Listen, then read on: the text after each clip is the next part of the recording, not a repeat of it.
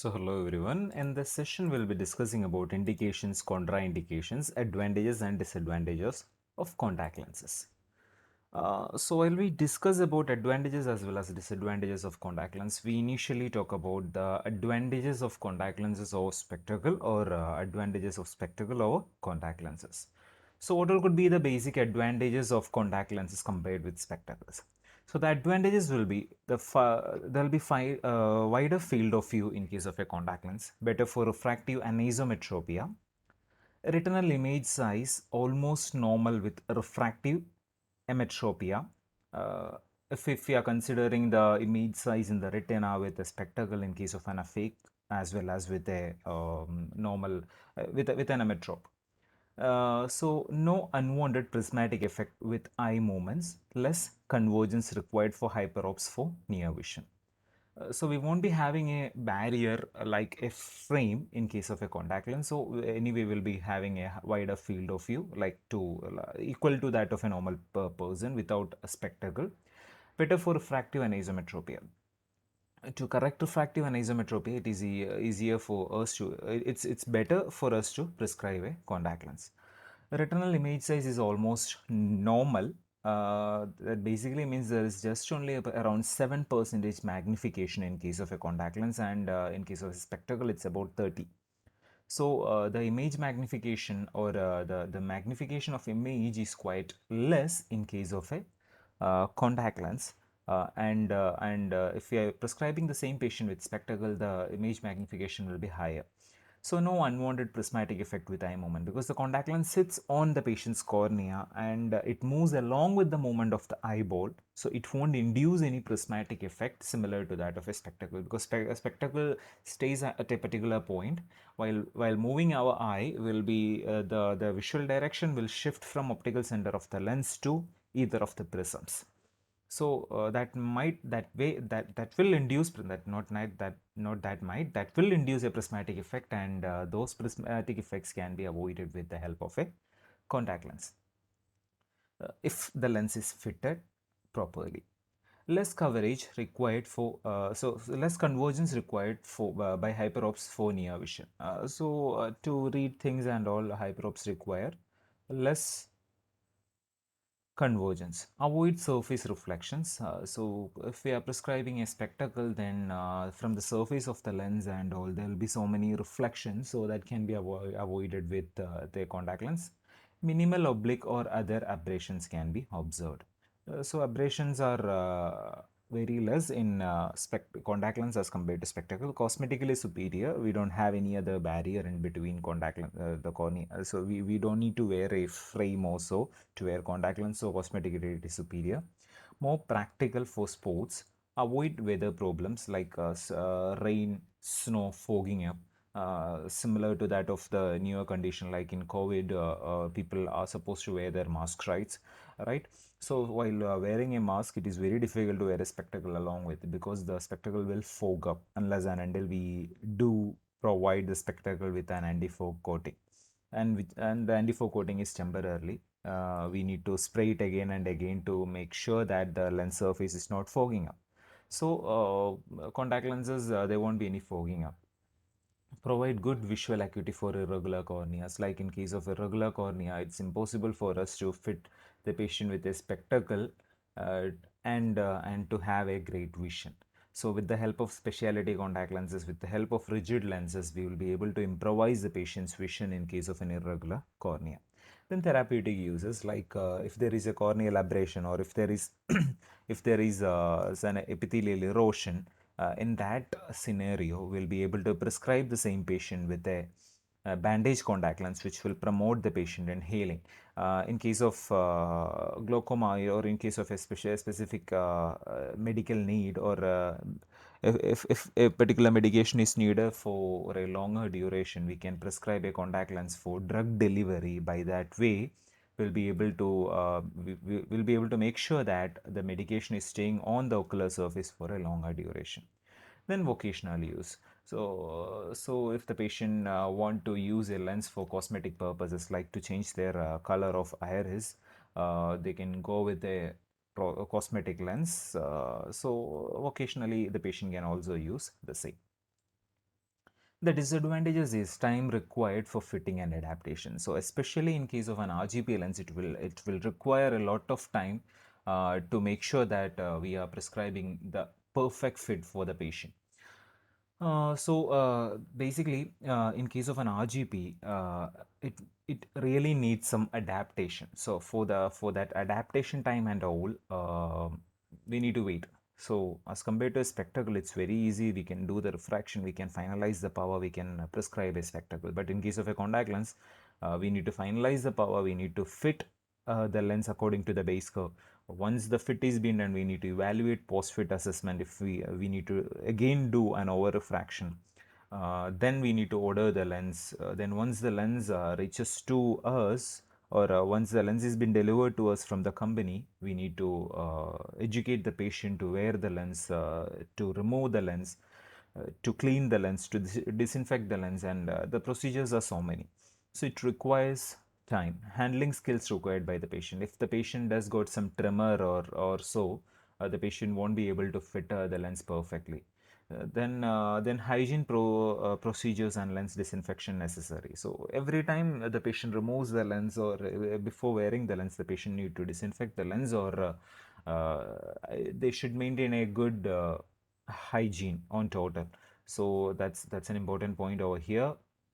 Wearing time may be limited. So similar to that of so if you are comparing the wearing time of spectacle with contact lenses, we can wear a spectacle for the whole waking hour. Like a patient woke up at 6 o'clock, and he's sleeping back around by 12:30, 1 o'clock in the morning. So till that time, without removing the lens spectacle, they will be able to easily able to use the spectacle for that much duration. But the contact lens wearing duration will solely depend upon the dk by t of that particular lens. So if the dk by t of that particular lens is higher, then we will be able to use that same lens for that particular duration. If the dk by t of the lens what we are prescribing is low, then the duration will be reduced, or the wearing time will be reduced. A range of useful tints are limited, especially with complex lenses. So similar to, we won't be able to prescribe a particular tint similar to that of spectacle in case of a contact lens, because the range of tints are very less, and different tints will alter the characteristics of lens in a different manner. So in case of a spectacle, we can prescribe in number of tints. Like if the patient want one lighter gray, darker gray, extreme dark gray, whatever it is necessary, we can prescribe the same. But in case of a contact lens, the range of tints are limited. Greater convergence required by myopes for near vision. For myopes, they need to converge a bit more as compared to hyperopes. Lens can be lost or broken. So while handling or wearing, there are chances like the patient could broke or destroy the lens. So that should be kept in our mind. Problem with foreign bodies, like dust can, if the patient is riding a bike, chances of foreign bodies are very high, and it might complicate the things. Like if the foreign body gets in between the lens as well as the cornea, it could rub on the cornea, it could make an abrasion on the patient's cornea. So problems with foreign bodies are higher in case of a contact lens as compared to a spectacle. Peripheral flare, especially at night, is very high in case of a contact lens, because the optic zone is limited. So if if the optic zone is smaller than the dilated pupil size, then that could lead to peripheral flare. Deteriorate with use and age. Especially contact lenses, the quality will deteriorate, or the properties of the contact lens material will be deteriorated as per the duration of wear is being concerned. Like a daily disposable lens is fine, because we'll be disposing the lens each and every day. But in case of a monthly disposable lens, the properties of the same lens on day 1 and the property of the same lens on day 30 will be different, because there will be protein depositions, there will be relative changes according to the patient's usage and wear. So all those things will change the property of the lens. So as the age of the lens increases, it will deteriorate its properties. Then the retinal image size disparity in axial emmetropia can be seen. So if the emmetropia or if the refractive error is axial or the emmetropia is axial, then sorry, anisometropy is axial, then it could induce image size disparity. So we won't be able to prescribe a contact lens in case of an axial emmetropia. Suppose for spectacles, we just only need a microfiber cloth to maintain it up. We can spray some water, we can clean clean or wipe with a paper towel or with a microfiber cloth. We can wash the spectacles and we can dry it up and we can use it again. Then we simply need to wipe the surface of the lens with a microfiber or with a smooth paper towel. That's the maintenance of a spectacle. But in case of a contact lens, we need to use a contact lens case. We need to weekly clean the case. We need to use daily rinsing solutions, cleaning solutions. Nowadays it does comes in a multi-purpose package, so they need to use a multi-purpose solution. Then according to the protein buildup or lipid buildup, they need to use different solution to clean it up. They need to the patient need to use a protein remover tablet. If the lens is being fallen onto ground, also they need to disinfect the lens before wearing it again. So the maintenance cost or the maintenance products in case of a contact lens is higher. So we can say that in case of maintenance, contact spectacles are much cheaper, and in case of contact lens, the maintenance cost is comparatively higher. Then greater overall expense. To buy a spectacle, it's comparatively cheaper. A frame with an ARC coated spectacle will cost around 500-600 rupees, and we don't need to uh, pack more into it. But in case of a contact lens, to buy a single pack of contact lens, at least it will cost around 600-700 rupees, the lens alone, and along with that we need to buy the care products too. That administrative procedures for disposable lens applies. So basically, once again, for disposable lenses, the cost for the patient will be higher. Again, the patient need to remove as well as insert even the daily disposable too. If it is monthly, then they need to care it a bit more. So what are the principal indications for contact lenses? A thorough examination of each patient's history, medical conditions, expectations and responsibility, refractive needs, and responses to trial fitting determines whether the contact lenses are appropriate. The principal indication for contact lens fitting are as follows. So what before to make sure that the patient our patient is suitable for contact lens, we need to make sure that we should be evaluating or examining patient's history, medical conditions, expectations and responsibility. Refractive needs and response to trial fitting will determine whether the patient is suitable. And the conditions what we need to consider are optical indications. The most contact lens wearers fall into this group. Great majority are myopic with or without astigmatism.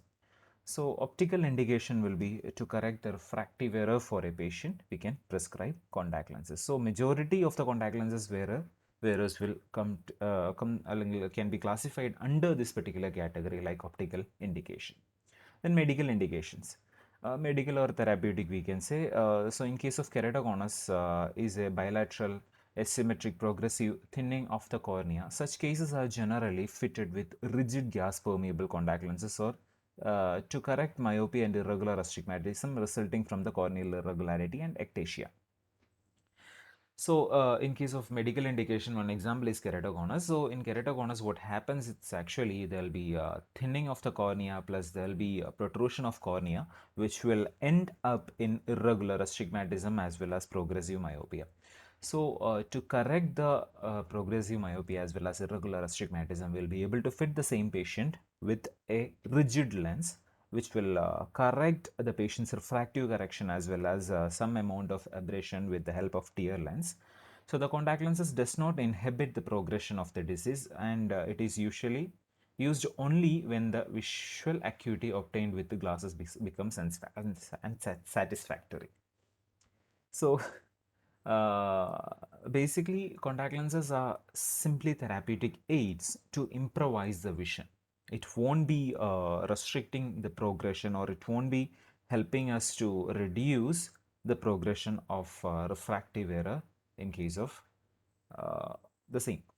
In case of keratoconus, so it's we need to make sure that the patient understands, like by prescribing contact lenses to a patient, it can improvise the vision. It's a temporary thing. We won't be able to restrict the progression of keratoconus. We can prescribe contact lenses even before the unsatisfactory vision with glasses, or once the patient feels like the examiner observes like the vision correction with spectacle is so poor, we need to shift the patient to a contact lens. Irregular astigmatism or corneal opacification. Rigid contact lenses provide an excellent means of correcting irregular astigmatism associated with corneal opacification by eliminating the aberrations, glare, and lead to better visual acuity. Already told you, like if we are fitting the patient with a rigid lens, what happens will be a rigid lens in between the cornea as well as the rigid lens, there'll be a tear lens. So with the help of that tear lens, we'll be able to correct some amount of aberrations. We'll be able to correct some amount of irregular astigmatism that we won't be able to correct with a regular lens. So the fitting of a contact lens in these cases is almost always undertaken prior to considering corneal transplantation. For the most part, rigid gas permeable lenses provide better results, although hydrophilic lenses may have utility in selected cases. So, soft lens can also be prescribed in the scenario, but if if there is irregular astigmatism, we won't be able to correct the same patient with a soft lens as compared to an RGP. An RGP will provide better vision, better stability of vision, better quality of vision, and we will be able to correct the irregular astigmatism too. But in case of soft lens, it will be able to provide some betterment in vision, but we won't be able to correct the irregular astigmatism. So RGP lenses are a better choice in case of an irregular cornea or an irregular opacification. Then anisometropia. Anisometropia exists when there is a difference in the refraction of generally more than 2 diopters between two eye, or the textbook states like or the definition states if there is a difference of more than 4 diopters, then we can call it as a proper anisometropia. Because if there is a change in refractive error of 4 diopter between both eyes, it could lead to 1x magnification difference in the image formed on the retina. So that 1x magnification, the patient won't be able to tolerate it up. So the image size in both eye will be different, hence the patient will complain of anisometropia. So uncorrected anisometropia in the infant may lead to amblyopia, especially when one eye is hypermetropic. In the adult, the differences of greater than 3 diopters generally are not tolerated with spectacle correction. In such cases, a contact lens may be indicated in order to reduce the development of amblyopia and anisometropic anisoconia. Unilateral aphakia. Unilateral aphakia induces significant disparity in the image size like anisoconia. So anisometropic correction with glasses produce intolerable anisoconia with a difference in image size of approximately 30%. The contact lenses diminishes the anisoconic image difference to approximately 7%, a difference generally not perceptible to visual cortex. So in case of a aphakic patient, if we are prescribing the same patient with a spectacle, so there'll be an image magnification difference in both eye of about 30%. But if we are prescribing the same patient with a contact lens, the image magnification will be about 70%. That can be tolerated by the visual cortex. This reduces the magnification effect of positive lens, permitting binocular vision.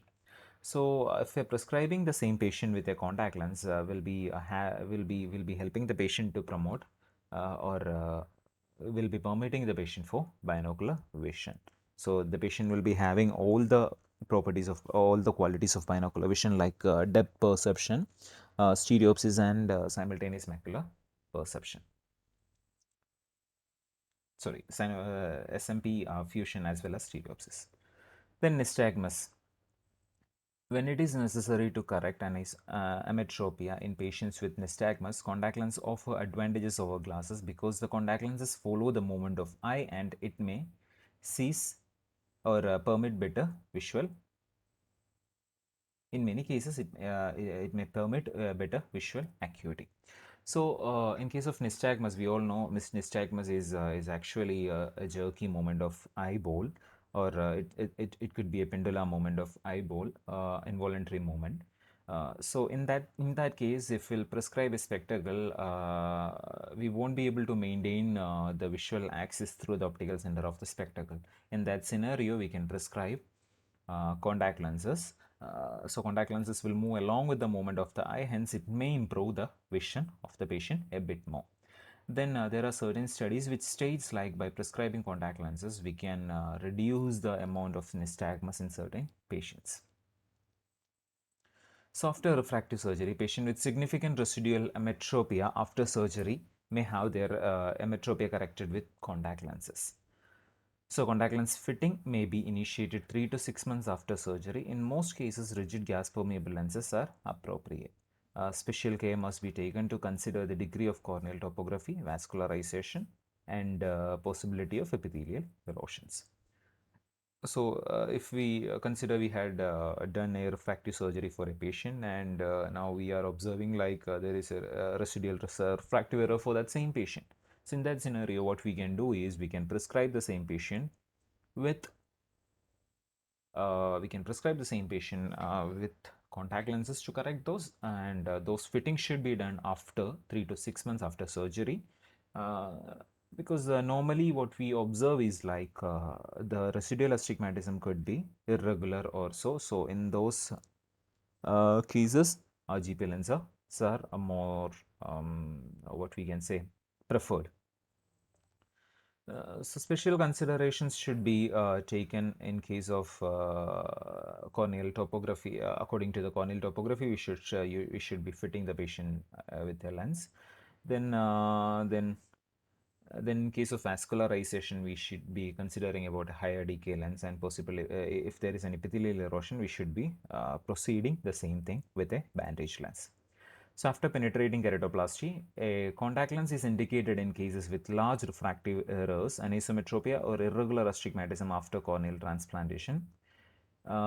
Fitting is usually initiated no sooner than 3 months, often 6 to 12 months after surgery, and contact lenses are primarily used when this is a persistent, regular, or irregular astigmatism after removal of the sutures.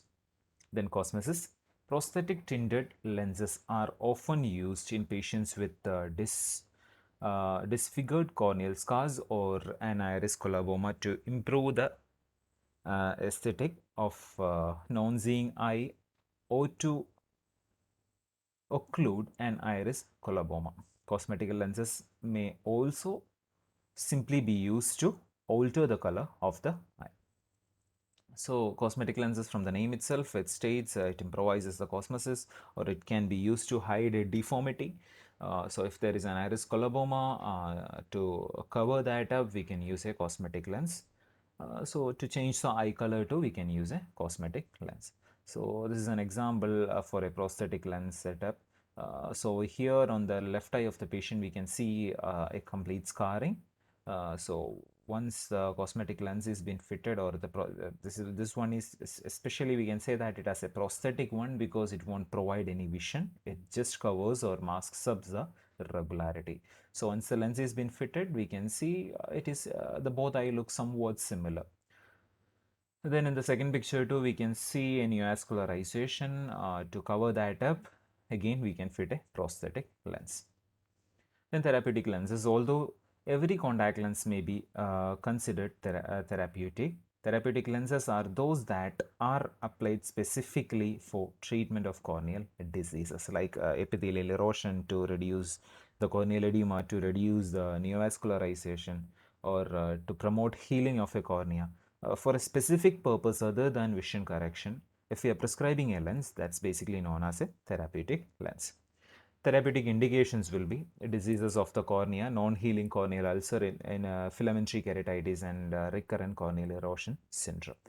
So if there is an eroding cornea, or if the cornea is non-healing, then we can prescribe a contact lens to promote healing of the patient's cornea.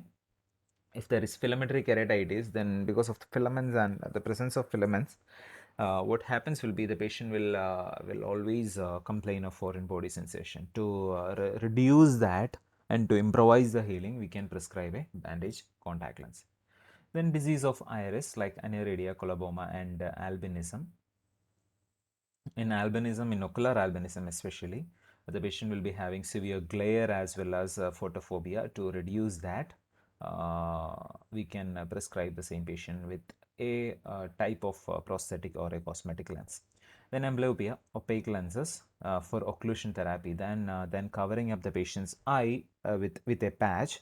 It is cosmetically better to cover the patient's pupil with a bandage, with a prosthetic lens with opaque central portion, so that cosmetically it will be much more better and the patient will follow the treatment pattern.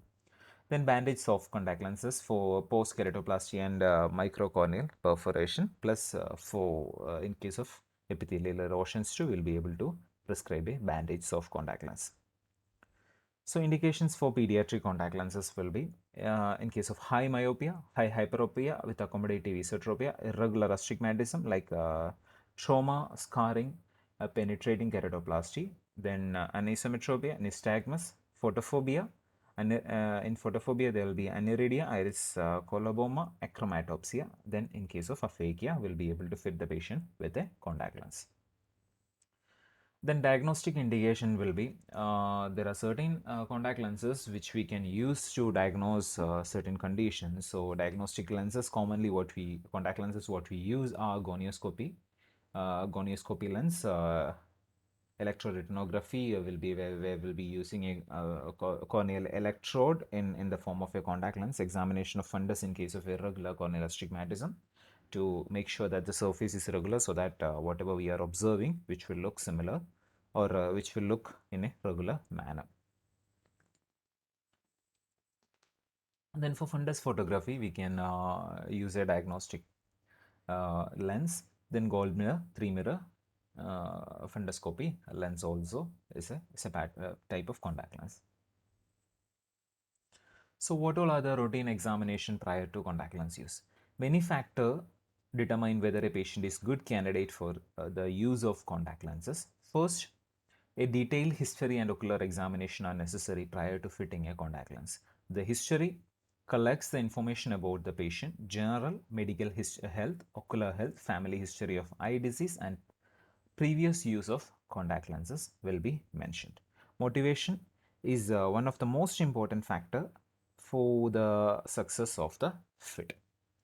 So before fitting a patient, we need to file up with a history, or we need to fill up the history of the patient. So from the history, we'll be able to know about the systemic health, ocular health, family health, and whether there is a previous history of contact lens usage or not. Then the next important thing is like the patient need to wear the lens, and the same person need to remove it. So the patient should be well motivated for usage of contact lens. If the patient is not motivated enough and we are forcing the patient to use a pair of contact lenses, then the success rate will be very less. Patients with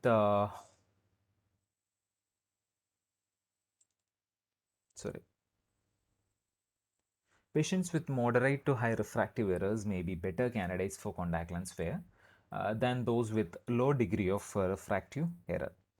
A good way to make this judgment is to evaluate the number of hours per day that the patient wears glasses. Patients who are minimally dependent on glasses generally have a low degree of success with contact lens fitting. Poorly motivated patients frequently may not care for their contact lens adequately and may not adapt to the lens, particularly to rigid gas permeable lenses. So we can decide whether the patient is a good candidate to wear a lens or not by simply observing the number of hours the patient is wearing a lens.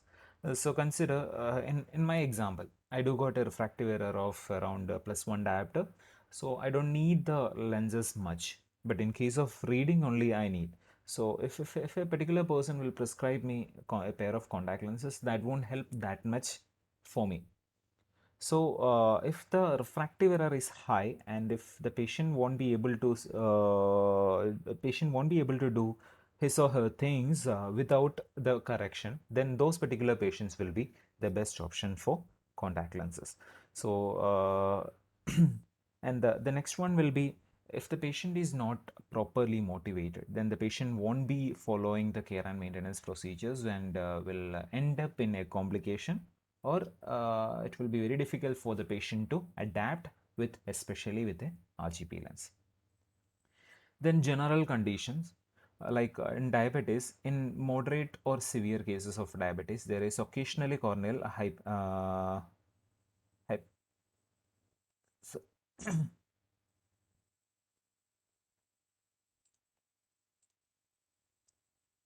sorry, we were saying like in case of diabetes. So in case of diabetes, in moderate or severe case of diabetes, there is occasionally corneal hyperesthesia, which basically means decreased corneal sensitivity, leading to greater tendency of corneal erosion and infection. Diabetic patients are not candidates for extended wear contact lens usage. So if we are saying like a contraindication of contact lens, diabetes could be a best option because of it's not only because of the frequent change in refractive error according to the change in blood sugar. It's basically chances of corneal hyperesthesia is there. So if the sensitivity is reduced on the patient's cornea, the patient won't feel whether there is an epithelial erosion. If there is an epithelial erosion, patient may feel some burning sensation as well as pain. But in case of reduced sensitivity, the patient may not feel that and will worsen the condition. Plus, the healing is not that proper in case of a diabetic patient. So if the healing is not proper, then that will induce secondary complications. So diabetic patients, we need to consider that, and especially for extended as well as continuous wear, diabetic patients are typically contraindicated. Then hyperthyroidism, the the disturbed metabolism which result in exophthalmos and lack of blinking can make contact lens wear difficult, as there is likely to be insufficient tear flow. So in hyperthyroidism, normally chances we might be able to see exophthalmos, and in case of exophthalmos, it will be the patient will be the blinking will be difficult for the patient. So if there is a difficulty in blinking, then the sufficient tear production won't happen, and hence it will reduce drying of the up of the lens.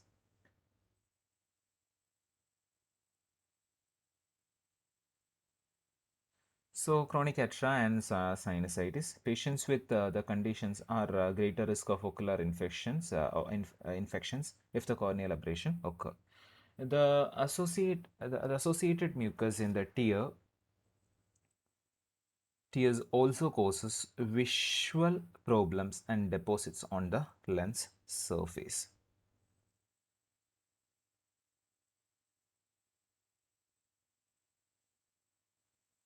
So in NLD, so if NLD channels become blocked, epiphora can result, uh,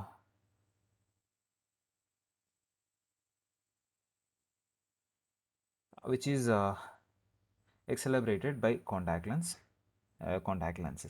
So in case of sinusitis as well as catara is basically an inflammation of the mucous membrane in one of the airways or the cavities of the body. So, consider the nasal cavity has got a mucosal lining. If there is an inflammation of that mucosal membrane, that is basically known as catara. So in that condition as well as in sinusitis, chances of infection and inflammation is quite higher. If the NLD is blocked because of any of the infection, then that can be that can induce epiphora as well as epiphora, which is extreme tearing, or uh, or or lacrimation, which will be higher in case of a contact lens usage.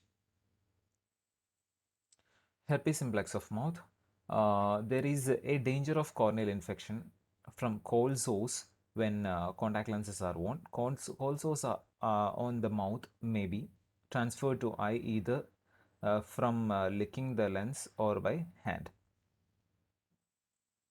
The resultant corneal dendritic ulcer, it will result in corneal dendritic ulcer frequently recur and contact lens must be discontinued. In case of a herpes simplex infection, especially in the mouth, as well as if there is a herpes simplex infection, it's contraindicated to use a contact lenses, hence it will worsen the condition. Then in allergies, the patient should be questioned about allergies to medications, food and other substances. The allergic patient is more susceptible to adverse reaction to contact lenses and their maintenance products.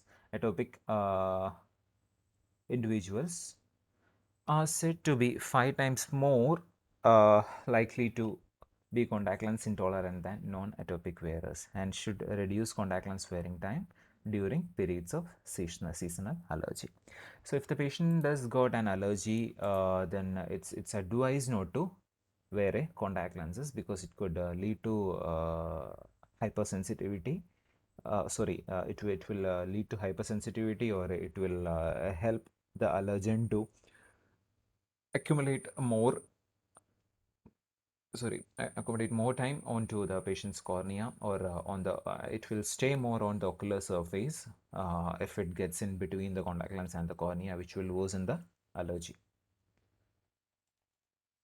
Then skin conditions, when there are infections of the eye or its adnexa, soft lenses should not be fitted except under medical supervision because of the likelihood of material contamination and the risk of extending the infection. In such conditions, extra care and prolonged tolerance trials should be undertaken during fitting. Example, acne rosacea, acne vulgaris, psoriasis, dry skin, etc. So if there is a dry skin or skin condition, the bacteria or the causing agent could migrate into contact lens, and it could grow over there, and it could lead to a corneal infection or ocular infection. So in those cases, we should consider.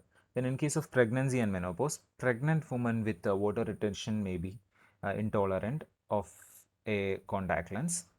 In general, contact lens fitting should be avoided during pregnancy. Some patients in menopause may present significant change in the quality and quantity of lacrimal tear film that may cause contact lens intolerance.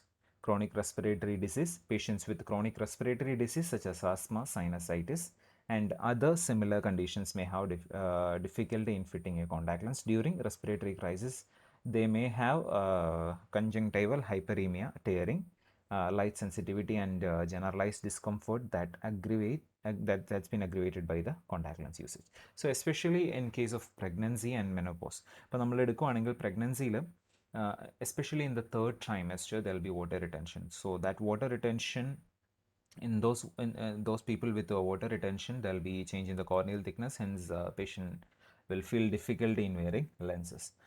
Especially in case of menopause, there will be some hormonal changes in menopause. So at that time, there are certain studies which states like the quality as well as the quantity of tear will be reduced in that scenario. So in that same time, it will be difficult for the patient to wear contact lenses. In case of respiratory disorders too, the contact lens usage will be difficult. Then psychological condition, it is essential that the contact lens wearer be sufficiently responsible to follow medications instructions, including information about the duration of wear, contact lens maintenance, understanding of the signs and symptoms of contact lens related problems, the risk of contact lens wear, and an understanding of when prompt assistance must be obtained.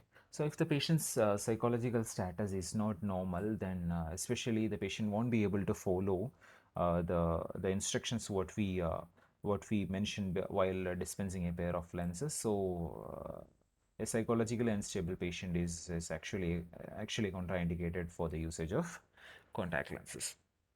Then medications used. The contact lens wearer must be informed also of medications, either topical or systemic, such as nasal decongestion, diuretics, uh, benzodiazepines, immunosuppressants, etc., that may alter the tear film and that may contraindicate or make difficulty in contact lens usage.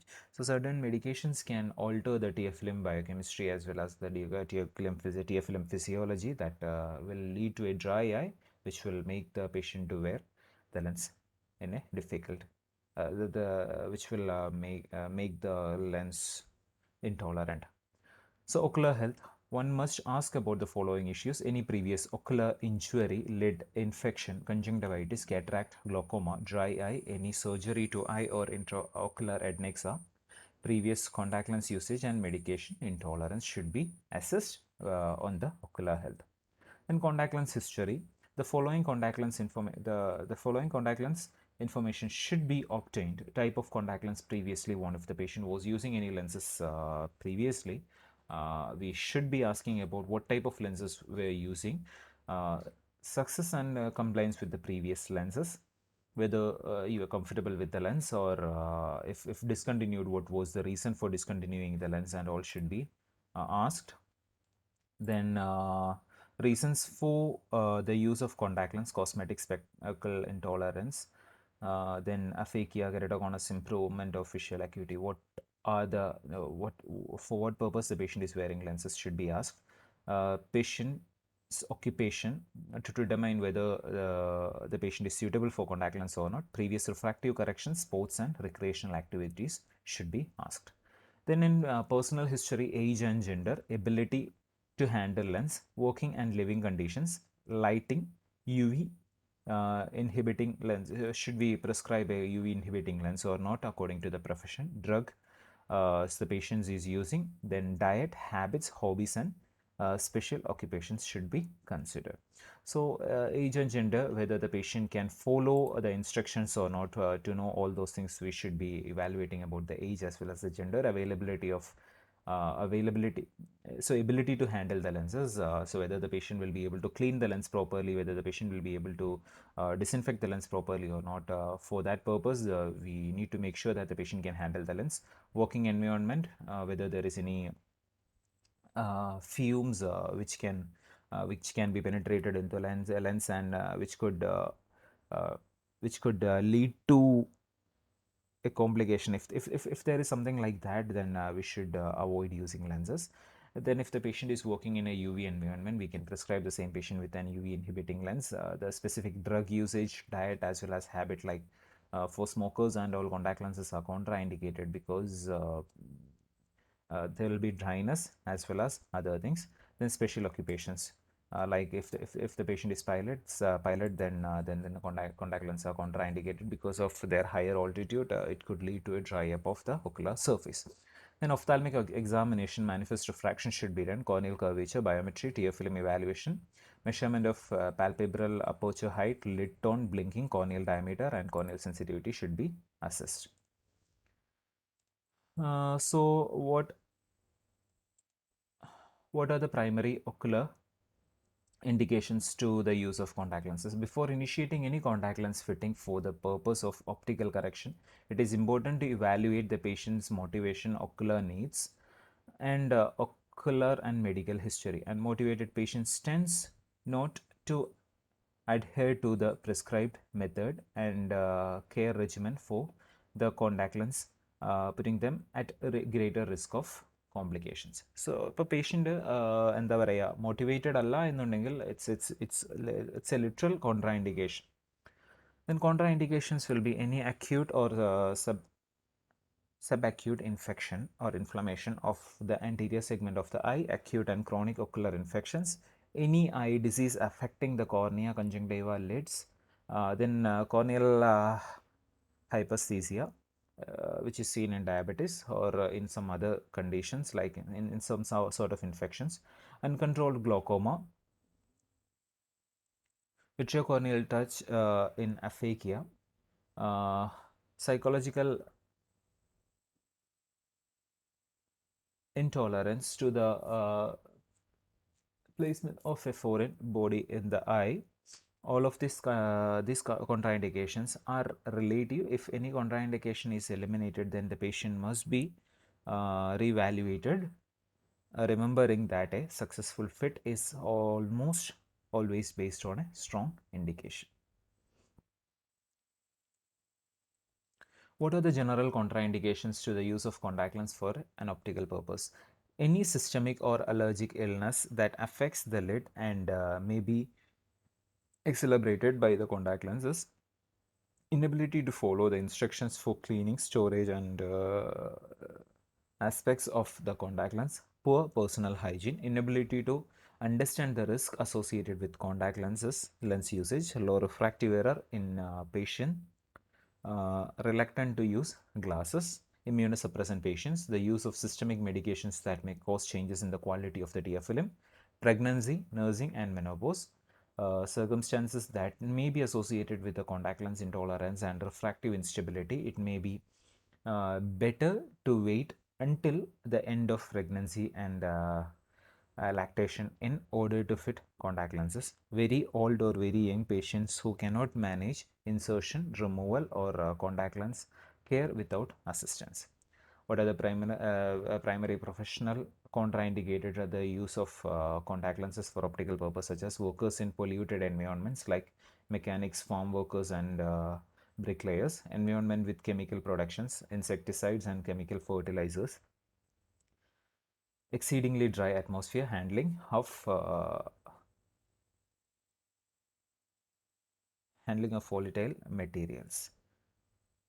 Then polymethyl methacrylate lenses, PMMA lenses, despite their historical importance, are now almost we never use it on the first choice. They may be regard to the little uh, fitted subgroup within the general category of hard lenses, but are still worn by a sizable number of long-standing patients. So we'll discuss about PMMA and the other materials in the next session. So kindly go through the presentations, and if you people got any doubts, please do let me know. Thank you all for listening.